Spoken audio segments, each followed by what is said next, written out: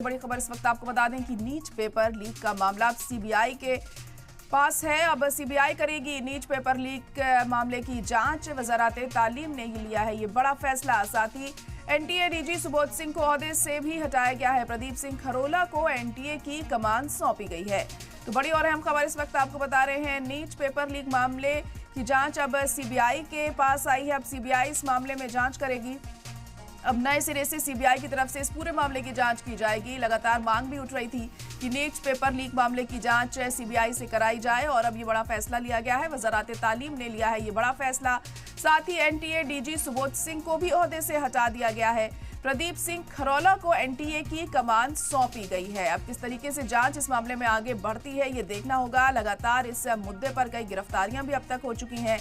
कई लोगों से पूछताछ की जा चुकी है, लेकिन कोई भी अहम सुराग अब तक हाथ नहीं लग सका है। अब देखना होगा सीबीआई के हाथ में कमान आने के बाद क्या कुछ निकलकर सामने आता है। क्या कुछ नए सुराग ऐसे होते हैं जो सीबीआई के हाथ लगते हैं और पता चलता है कि आखिर कौन है इस पूरे घोटाले का मास्टरमाइंड। तो गुस्सा जो है स्टूडेंट्स का वो भी लगातार जारी है और पेपर दोबारा कराने की मांग भी स्टूडेंट्स की तरफ से लगातार की जा रही है। पर अब सीबीआई के हाथ में कमान है इस पूरे मामले की जांच की, तो अब नए सिरे से इसकी जांच होगी सीबीआई की तरफ से और तब क्या कुछ इसमें निकलकर सामने आता है ये देखना होगा। तो नीट पेपर लीक मामले में अब सीबीआई इस मामले में जांच करेगी। सीबीआई करेगी नीट पेपर लीक की जांच और मांग लगातार उठ रही थी और उस मांग को मानते हुए अब एजुकेशन मिनिस्टर धर्मेंद्र प्रधान ने यह बड़ा फैसला लेते हुए इस पूरे मामले की जांच सीबीआई के हाथ में सौंप दी है।